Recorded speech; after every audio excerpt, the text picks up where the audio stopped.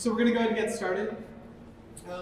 Good evening, everyone, and welcome to the Baumer series. My name is Eric Herman. I'm an assistant professor of architecture here at the Knowlton School. And it's my privilege to introduce tonight's speaker, Zach Cohen. Zach is the co-founder of Common Craft, which is an architectural practice based in Brooklyn, and a YESIO's visiting assistant professor in architecture this year at Knowlton.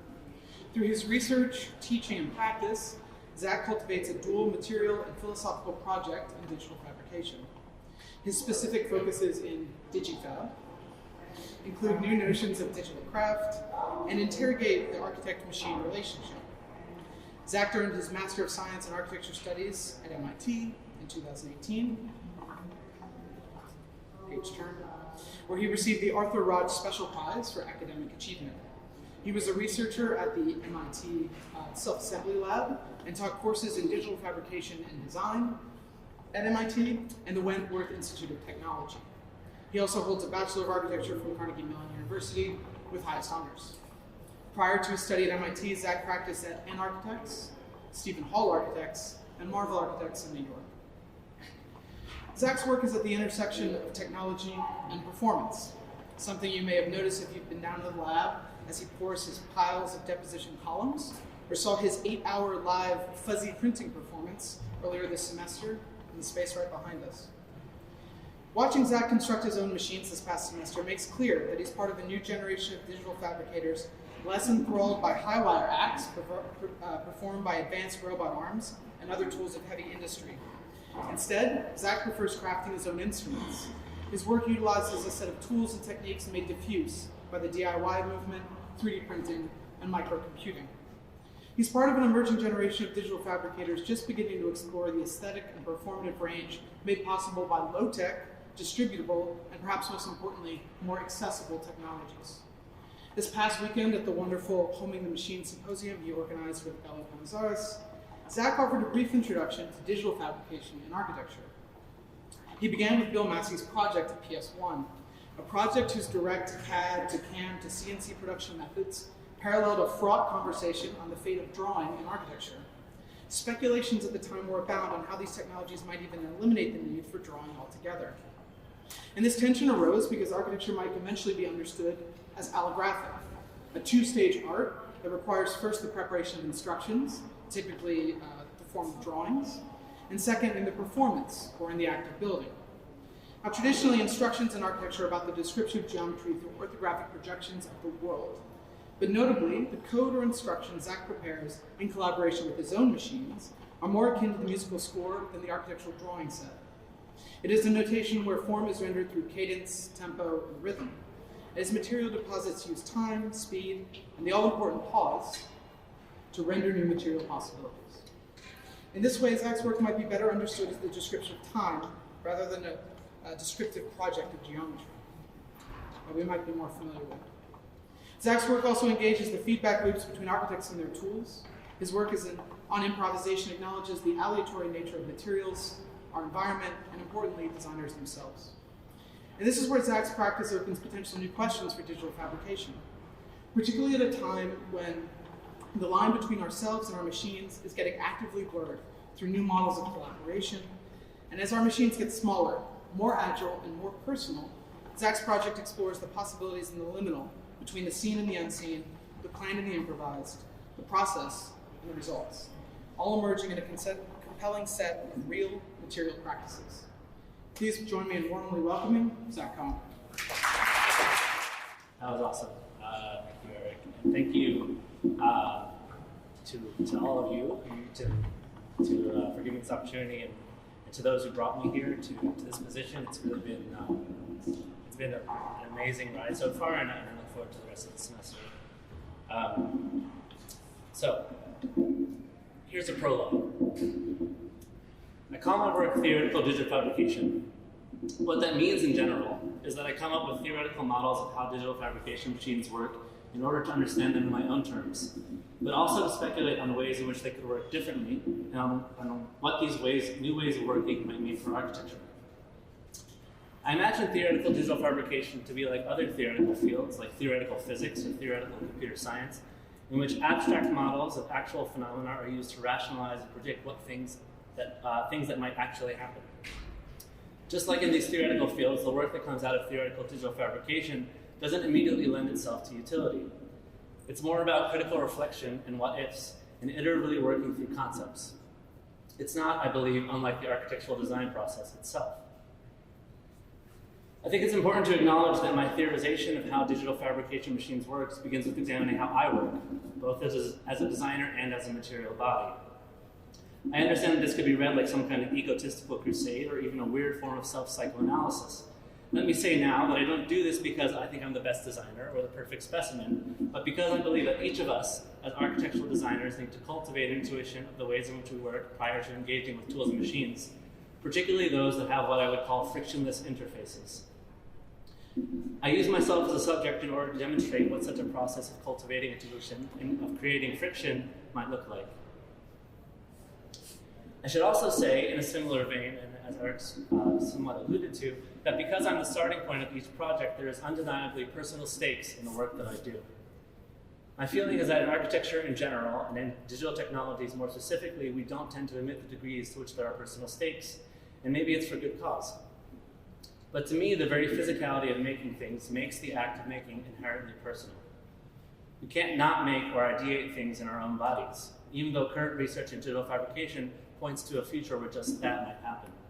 And so the act of making inevitably reflects our individual embodiments and perceptions, and I think this is an inevitability that we should own. I also think, on a related note, that digital technology in general is already extremely personal. We willingly document our thoughts and share important moments via social media, and unwillingly share information about ourselves through Google searches, Facebook feeds, Amazon purchases, and so on. So there's already a kind of biopolitics at play in today's digital culture. And I think architects need to engage with this biopolitics by getting physical with our digital things. That said, much of this talk will be autobiographical or even memoir-like. I hope that while the work is personal, the takeaways are relatable. So tonight, I'm going to show 3 ongoing research projects, each in 2 parts, and each at varying levels of development. None of these projects are what we might call complete works, but rather processes that I'm very much in the process of working through. The first part of each project involves me making something, usually something absurd, or at the very least not immediately or identifiably architectural. The second part of each project involves me using the learnings from this thing that I made or did to theorize and reconfigure digital fabrication.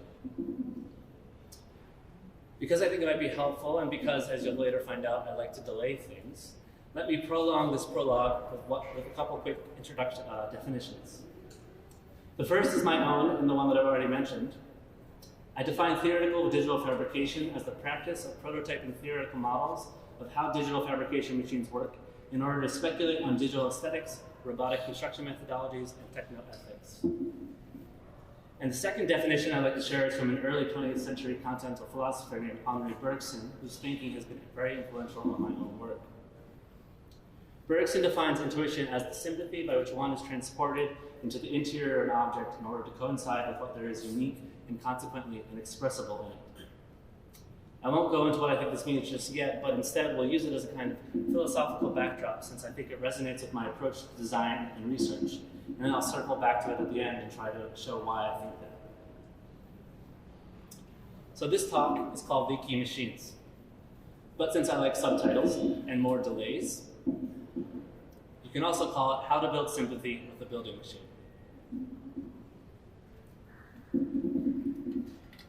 So during my undergraduate thesis, I was investigating how architecture could be a form of, or in service of, nonviolent resistance, specifically nonviolent resistance through the performing arts, and specifically Palestinian nonviolent resistance through the performing arts. But that's another project for another time. What I want to talk about today is that part of this work was conceptualizing how architecture could be nonviolent resistance.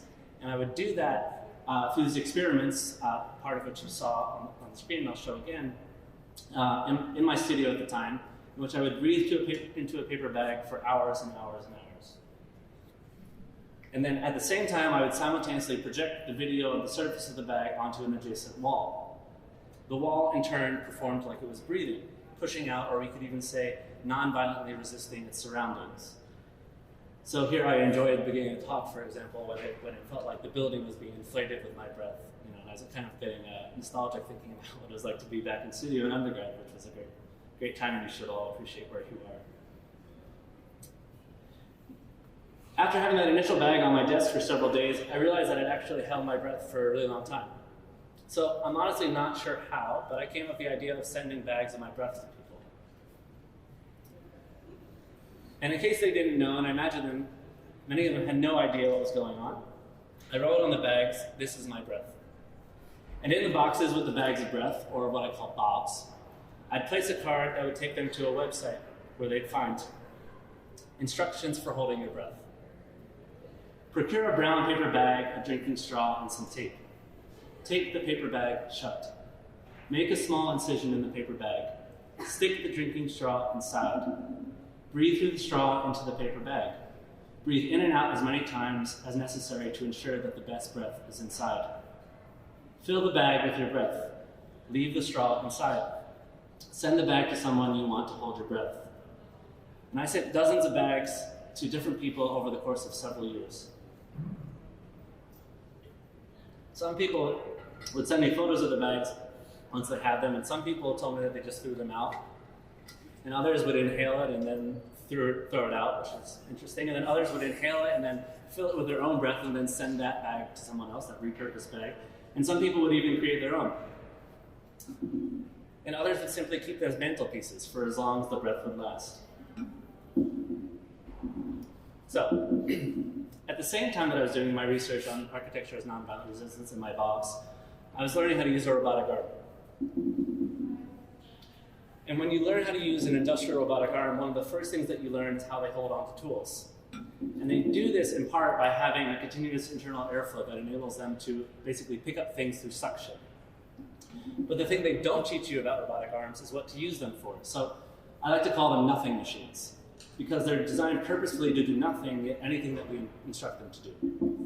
So in other words, they can perform any task that we can imagine for them. So like anyone else, I had to imagine my own use for the robotic arm, and since one of the things I knew about it was that it had this internal airflow in order to hold on to tools, I thought to myself, what if I imagine that the robot is holding on to my breath? And then I thought, what if I give the robot a leak?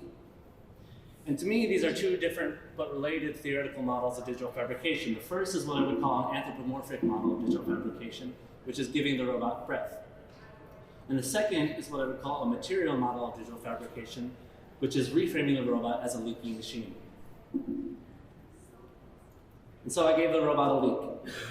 And air or robot breath went everywhere. And then I focused the breath with a custom-made nozzle that I made. And then I used this exhaling nozzle. And then I used this exhaling nozzle, or exhaling robot to form concrete. And the thing about when a robot exhales is that it can last forever. So that works with concrete because it is constantly trying to slump into comfortable shapes that it inherently wants to be in. So the robot forms the concrete by repetitively, relentlessly, and even endlessly breathing on the material. And I used to sit at these experiments and really in a way had to sit, as I'll explain later. And each one would take between 2 or 3 hours. And I just watched this process, and I found it actually pretty mesmerizing. So in this initial experimentation, I programmed really basic toolpaths because it wasn't so much about geometries or achieving any kind of particular form, as is often the case with digital fabrication. I really just wanted to understand the relationship between the concrete and the robot and their distinct temporal processes, one being finite and the other being potentially endless. And one thing I found interesting was that the materiality of these panels expresses this kind of violent tension between these distinct temporalities. The robot relentlessly breathing on the concrete continually trying to form itself. And what you end up with is this piece of concrete that looks like it had a gash cut into it, or like it was strategically and precisely eroded. Or if you reduce the air pressure, you can actually create more subtle surface textures. So here the panel looks like a frozen concrete puddle, maybe. And what I found to be most interesting is that you can use this technique, which I call robotic exhalation, to form channels and apertures into concrete panels, which otherwise is not such a straightforward thing to do. So this finding made me interested in this idea that you can embed the performance of making a thing into the performance of the thing itself. Here, for example, air is used to create airy concrete panels. In the end, we could say that the concrete itself is also breathing. So this research is really preliminary, and I actually haven't done it since 2011 when I first learned about robotic arms. I'd like to revisit it sometime in the future. I share it now mainly because, for me, it exemplifies the practice that I call theoretical digital fabrication. Taking abstract ideas of how I work, in this case as a physical body, and using them to rethink the ways in which I work with machines. And then importantly, speculating on the creative implications of this process of reframing. So I wrote on hundreds of $1 bills for several years. Almost every day at some point I would write down the first thing that came to my mind on a $1 bill. Just whatever my first impulse was, I would put it down and I would spend that $1 bill. And secretly to myself, I called the project Banknotes. And I really didn't tell anyone about it for a long time, in part because I wasn't totally sure it was legal. But I took a photo of each banknote that I wrote on, just in case any one of them came back to me. I would have proof for better or worse. And there really were hundreds, though tonight I'll only show you a few of them. And it was part socioeconomic experiment. I wanted to see how long it would take for one of my banknotes to come back to me, in part that I was working in an office and I was feeling restless and not like I was not creating anything, as many of you might have felt working in an office or might feel later on working in an office. So the banknotes were my way of constantly putting something of value out into the world. Okay, abrupt change, fast forward a few years. I'm learning how to write software for 3D printers as part of my graduate thesis work.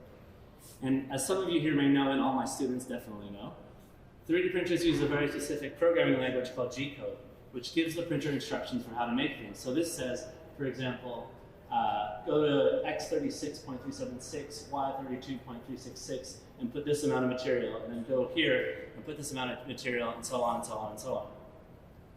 So we can tell just by looking at it that G-code is a series of repetitive instructions. And as many of you also might know, the 3D printer continually repeats these series that are almost identical in order to slowly build up 3D printed things. So I like to think of the 3D printer as basically a repetition machine. Okay, back to the banknotes. Now, as I was beginning to conceptualize my thesis work in digital fabrication, I reflected on the banknotes and my own repetition of writing one almost every day for several years. And as part of this reflection and extracting what the banknotes really meant to me as a digital fabricator and a digital thinker, I literally extracted each message and each serial number from each dollar bill that I wrote on. It's also maybe interesting to point out that I automated this process with a script, because it just so happened that I wrote with blue Sharpie, which was really easy to pick up against the green bill. So that was kind of a lucky thing that I totally did not plan to do. And if the messages weren't absurd before, they took on an even greater absurdity, but also, I would say, a greater meaning now. So this one says, the hands are not the problem when feet can be moved in most directions. And I thought I'd never been to Hoboken before.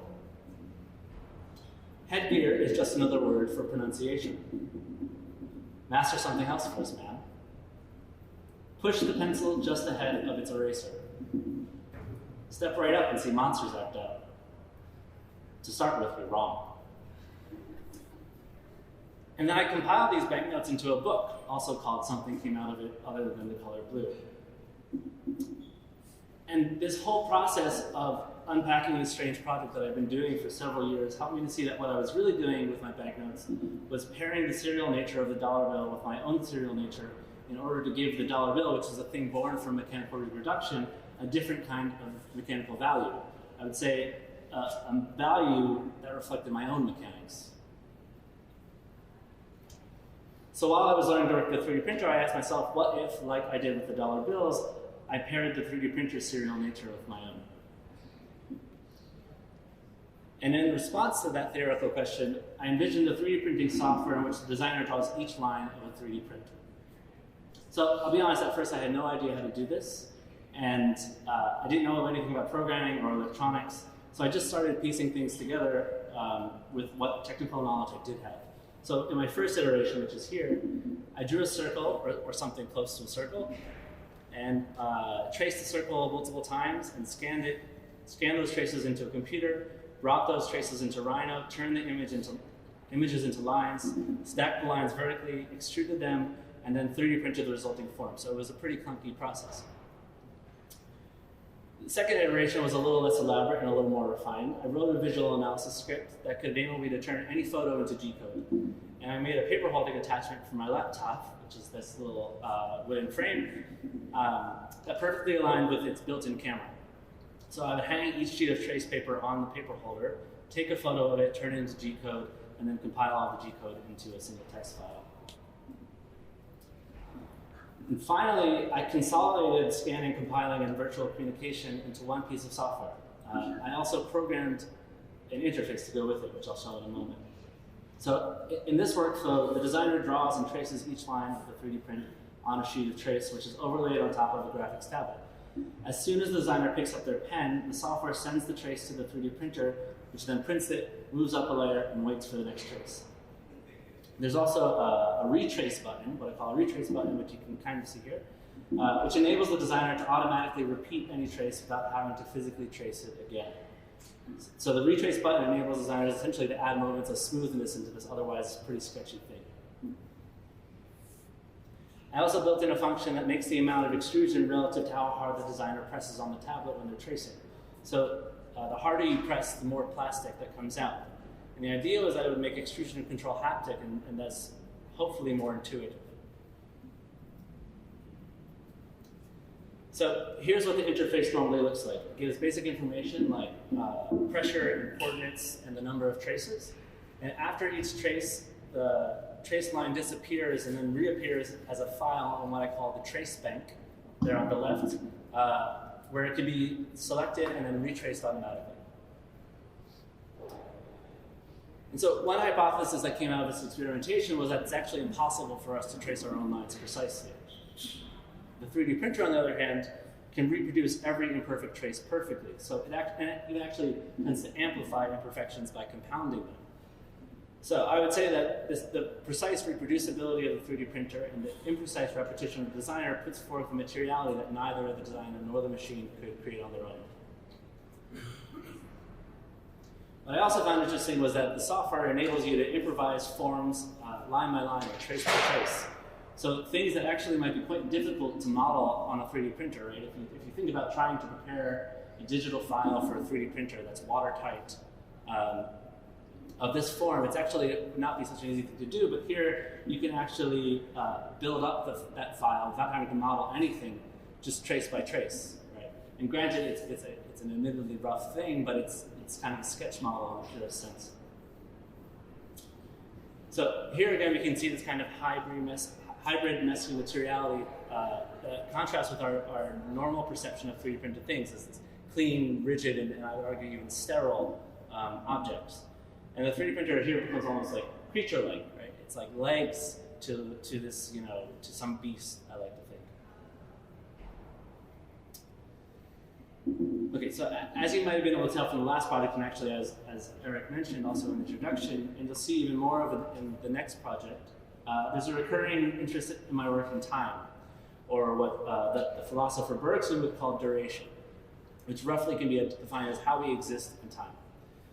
So I have this another hypothesis that for as long as there have been machines, there have been people waiting for machines.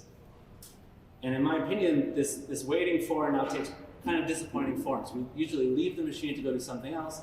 We get angry, frustrated, or most often, if you go down and you watch people watch the CNC right down in the shop, you'll see them browsing on their smartphones. Right? So you're actually like waiting for browsers to load while you wait for the machine. So you actually end up waiting while you wait.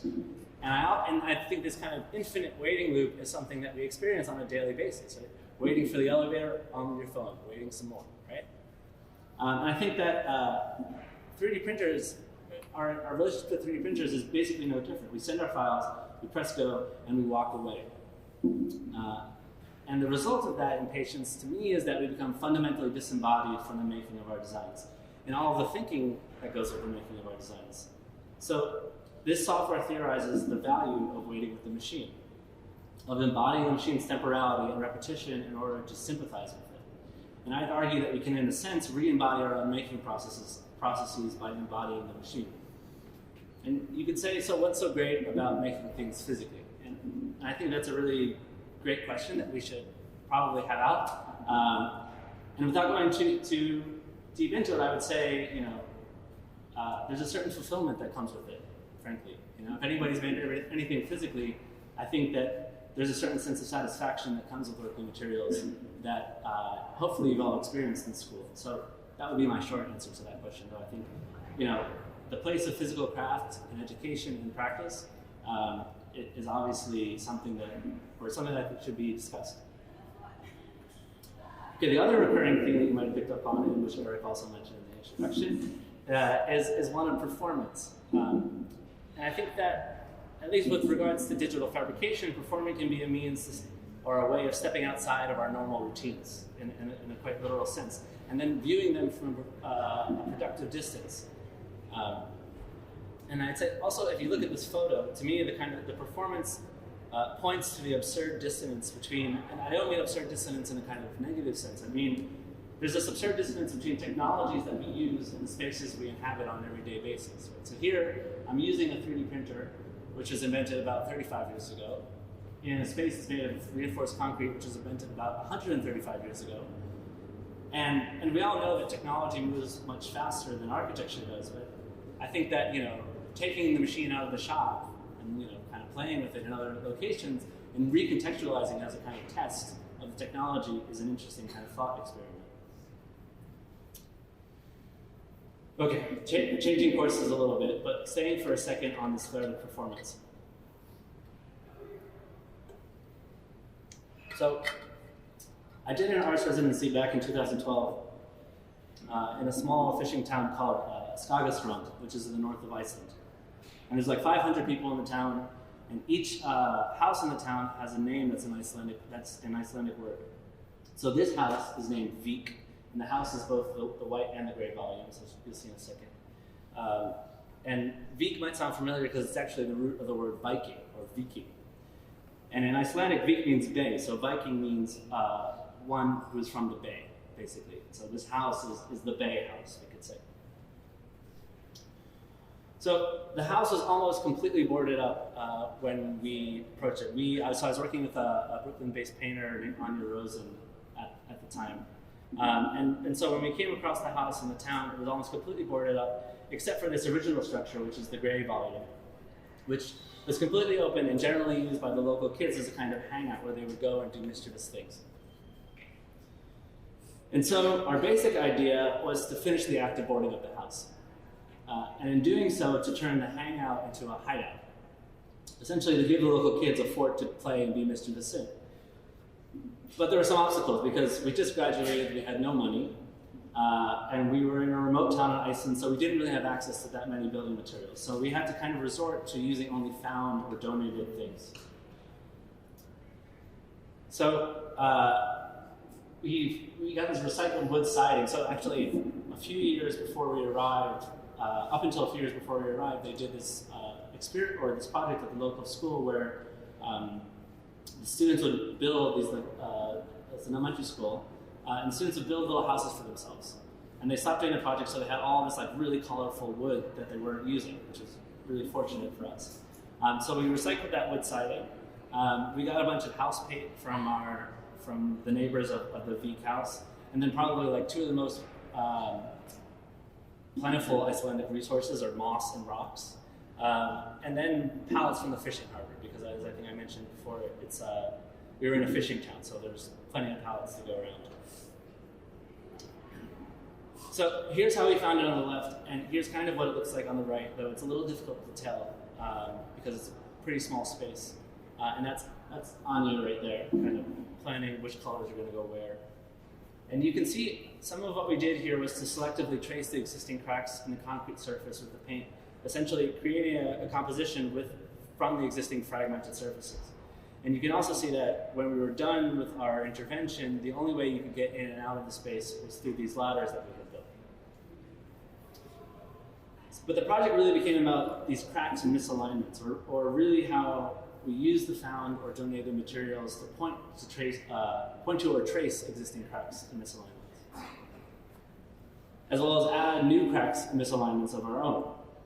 So this was also an interesting moment where we ran out of screws because again, there wasn't a lot of materials around. So instead of using these wood slats as you normally might in a kind of vertical orientation, and because we had a ton of wood slats, we just stacked them flat on top of one another. And then what we got was this kind of composite of all the drippy edges, right? Because you imagine you have a bunch of little kids painting houses, they're going to be really sloppy about it. So now that that messiness, that sloppiness, kind of becomes a virtue of the design. It becomes a feature of this new facade. And in the end, the existing landscape could only be perceived through these new and existing cracks. And while I enjoyed the final result, and I think the town residents did as well, what was most interesting to me was this kind of improvisational process that we engaged in, where we were finding materials and then literally finding places for them in the space. So you can see a kind of foreshadowing of my improvisational 3D printing work, which actually 5 years after this, but it's also a very different kind of improvisation, I guess. And as part of that improvisational process, I spent hours and really days filling openings with rocks that I found in the shrine landscapes. You'll get there soon. So you can hear that the wind is in the north of Iceland is really strong, and it's relentless, and it's like it's always trying to blow you over, basically. But what that meant for the making process was that after I would spend about 8 hours of dry stacking rocks into each opening, the next day I would come back and the wind would have blown them all down. And so I'd have to stack them again and again every day, and I did that for 3 weeks. Every day I would go back there and I would stack the rocks again, and I would kind of climb up the ladder and essentially wall myself back into the space. And it became this thing where the town residents would just come out and watch me wall myself in, basically. So this is actually a much longer video, which I'll kind of skip ahead. You'll get the picture. I had to cut it down. I tried showing this like in totality, and people just can't see through all 8 hours of this. One day. Anyway, so almost there. And then, I can talk about okay, so we can see again, like in the bobs and in the robotic exhalation and in improvisational 3D printing, elements of duration, repetition, improvisation, and how I intuitively approach making things. But also, I would say, a consistent concern for physicality, touch, and what materials want to do, or even, I would say, how materials want to be.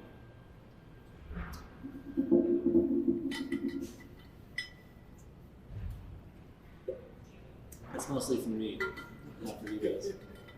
All right. Okay, so now back to decode and 3D printing, and 5 years after Iceland. This was around the same time that I had the idea for improvisational 3D printing. And I considered this work that I'm about to show to be the second part of the Vik high dive. So at this time, I'm in the middle of writing the first versions of my own G-code software and testing it by having the 3D printer do unusual things that you couldn't do in the normal software. So this should sound familiar to all my students again, who just recently did the same exercise. One of those things was telling the machine via code to extrude and retract at extremely quick intervals. And what I found was that it couldn't keep up. So it kind of instead hiccuped through the printing process and sporadically spewed material around and left holes where we normally expect material to be. So you can see this kind of lacy materiality that resulted from this kind of hiccuping, I would say. And the back and forth between being at work and being almost broken suggested to me that the 3D printer needed a certain amount of time to do work, to be functional, you could say. So I came up with this theory that I call machine delay, which states that all machines take time to do work. And so we could then ask whose time or what time does the machine take? And I think for me the answer is pretty clear, and I kind of alluded to it in my improvisational 3D printing work, is that the machines take our time. So then I asked, well, what if I take the machine's time? And then what if I delay the machine? And this led to the development of a temporal or time-based model of digital fabrication. So previously we saw the anthropomorphic model, what I would call the anthropomorphic model, and then the material model, and now I would say this is more of a temporal or time-based model. And to test this model, I developed a method of 3D printing concrete that is founded on delays. So on the left, you can see normal robot code for a KUKA robot, which is similar to G code in that it's a series of point locations, but now it has those ABC values, which are actually the kinematics. And on the right, you can see my modified robot code, in which I literally tell the robot to wait. Wait is the command for wait, which I think is amazing in a sense. And so what this does is it says go to 420/60/25, turn on the printing system, wait a little bit for material to come out, turn off the printing system, and then basically wait for the material or the extruder to bleed out and set, and then move to the next point and do the same thing. And so I call this method pointillistic time-based deposition. But since I always like subtitles, I also just call it dripping. And the research involved designing and building my own concrete 3D printing system, which I won't go into really tonight, but just want to point it out to say that it was in a way necessary and definitely helpful for me to create the bespoke machine in order to do this kind of theoretical research, right? In order to make the machine do something I didn't want it to do, I had to sort of reinvent the machine with my own machine parts, in a sense. So in the dripping workflow, the designer programs the 3D printer to drop concrete at specific points and then instructs it when to revisit each drop point. And the time in between revisitations is affected by temporal parameters that I'll discuss in a moment. But the suggestion was essentially that you can determine the materiality of a dripped thing by specifying how long it takes to drip it. So the visualization on the left imagines that each drop has its own clock, and then the robot becomes this kind of a really elaborate clock that keeps all these times in parallel. I would say, in a way, to me, it becomes a kind of like a material metronome.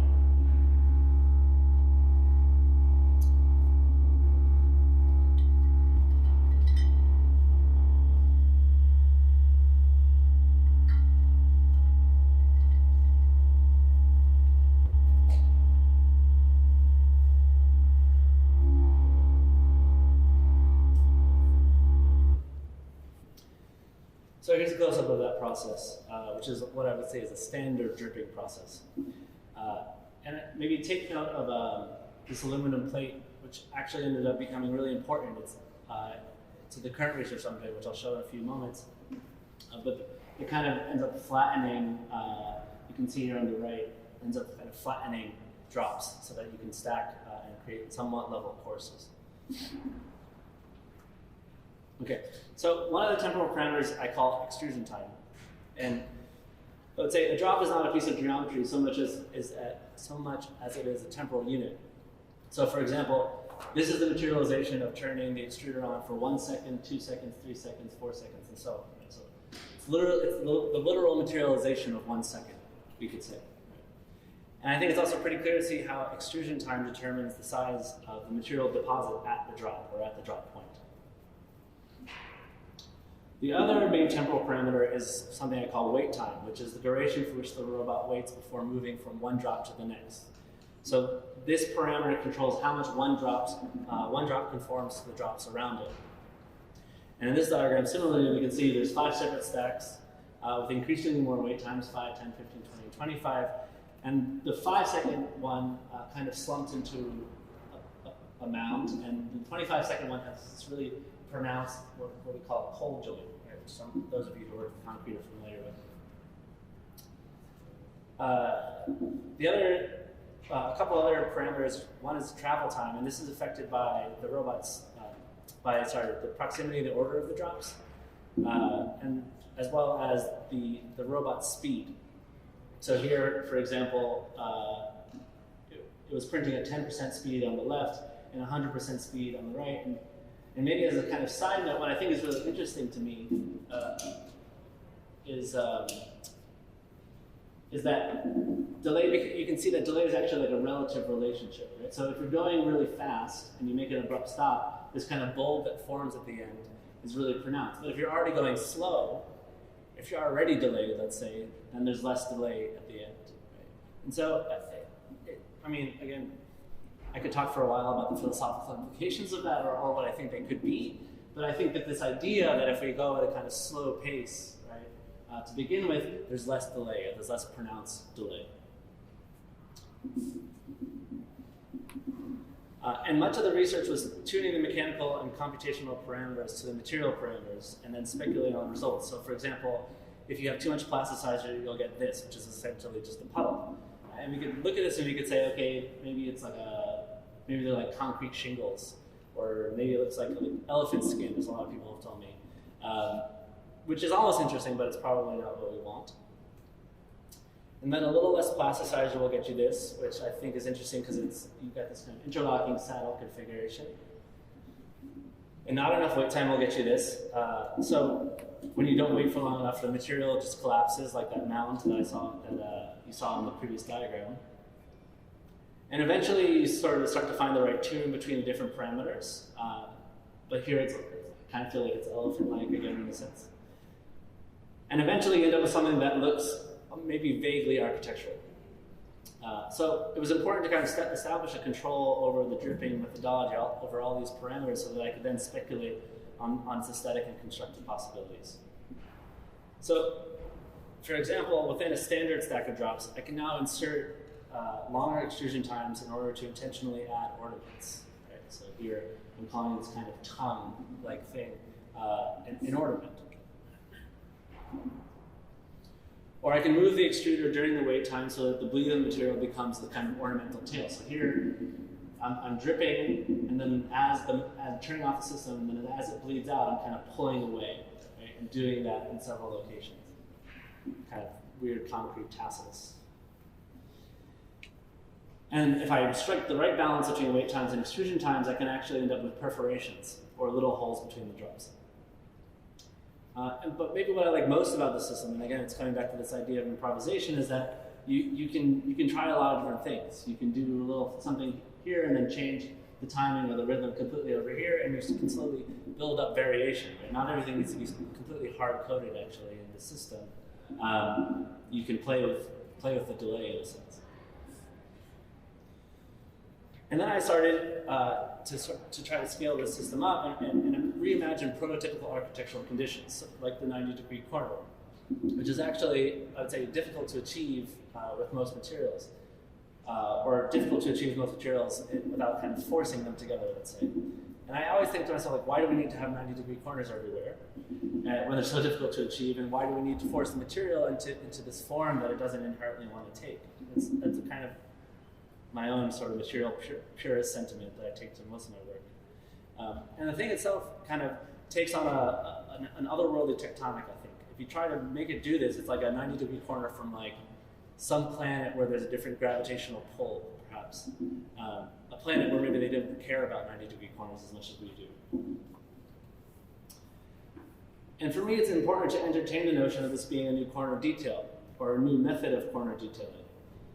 And I think, like in general, we've become really accustomed to this, to a particular kind of aesthetic, not just in our digital work, but in architecture in general, which is smooth and precise, and sometimes curvy, but usually straight. And what I'm trying to explore with these prototypes is an alternative aesthetic, and I call this aesthetic a digital object, where precision is balanced with indeterminacy on purpose, and where it's not completely clear who or what made the thing. In other words, where the hand of the tool and the hand of the maker both kind of disappear in the thing itself. And now we just see this kind of violent twisting and tearing of concrete guts. Like the concrete is almost trying to shake itself off. Like it has a life and a body of its own, which I would argue it does.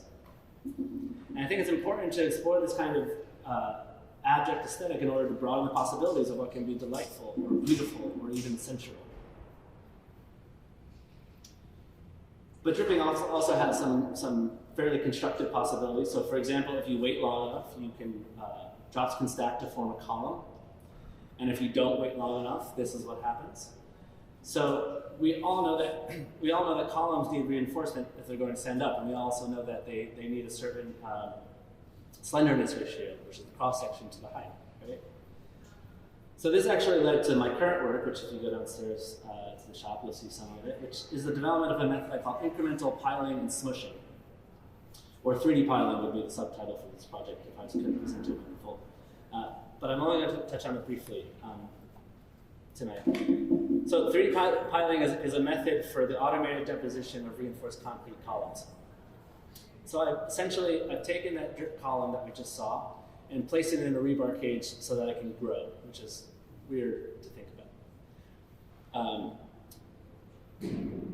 And I show it mainly because I do believe that theoretical digital fabrication, which originates from this kind of absurdist and even, I would say, oblique place, can actually inform speculation that results into something that could actually be a useful piece of architecture. I mean, I think that there's utility here, or utility to this approach, let's say, but tonight I admittedly chose to focus on what some might think are less utilitarian aspects. And my feeling is that learning how to think in different ways is just as useful as learning how to build a column, for example. And really, to me, you can't or shouldn't separate the two activities. And so that's a lot of what my work is founded on. So maybe to briefly summarize what theoretical digital fabrication is. It involves cultivating intuition about the ways in which we work, both as designers and as material bodies. And then using that intuition to design a theoretical model of how digital fabrication machines work. And then speculating on the aesthetic, constructive, and ethical implications of that theoretical model through material experimentation. And so why do I think that theoretical digital fabrication is necessary or timely? Well, because the complete picture of this scene is this. So we've really become bystanders in fabrication processes, or maybe even worse. In this photo, the thing in my hand is called a teach pendant. And on the teach pendant, there's a button called the enabling switch that I need to hold onto in order for the robot to run. So that literally makes me the machine's enabler. Like I have some kind of addiction to making it that I need to feed. The alternative is that I step out of the cage and close the door and let the machine run automatically and autonomously without me. And I think neither scenario is ideal because if nothing else, the material that we're meant to be working on or designing with is literally put out of touch and I'd argue out of mind. So I think we need to find ways into these processes, not just to regain or preserve our material knowledge, but because automation and scenes like this are already today's reality. We need to make a case for why we're still needed in an increasingly automated world. And we need to be able to say why architects are still valuable. And I think our value in this technological moment is intuition. So if we go back to Bergson's definition of intuition, the sympathy by which one is transported into the interior of an object in order to coincide with what there is unique and consequently inexpressible in it. And we can infer that the one Bergson is referring to here is a subject, or a living being. And no matter how intelligent or learned machines become, they will always be objects, and we in turn always subjects. So I would argue you can give a machine intelligence, and you can definitely give it a leak, but you can't give a machine intuition. And if we take this farther and think for a second about what it means to call something intuitive, for example, when we say that something is quote-unquote an intuitive machine, I think we take for granted that we don't mean that the machine itself has intuition, but rather that the machine is intuitive to use, that we readily understand how to engage with it and what it does. And I would offer another possibility that the idea of an intuitive machine can be a machine that helps us cultivate our intuitions. And I think today, in particular, we need to do this kind of cultivation, which is frankly hard work. Because I've heard a lot of architects say, I know it when I feel it, in reference to identifying a good or bad design, or I know it when I see it, in reference to a pretty or not pretty thing, which I think is fine, and we should be able to go off our intuitions and the way things make us feel. But it's not enough. You can't just say, I know it when I feel it, if you don't have ways to precisely feel things. And so my research, in a way, is guided by this idea of feeling precisely. Let me also clarify and say that I'm not against technology, and I'm not trying to declare war on the machines, or suggest that we go back to some time before robots were a thing. Instead, my work is about finding ways to sympathize with technologies, to evaluate them on our own terms, and to sense our intuitions through them. It's about finding ways into the interior of the robot even when I can only stand beside it. And so I do that by trying to figure out how to make this more like this. In other words, by showing the machine what I'm made of. Thank you.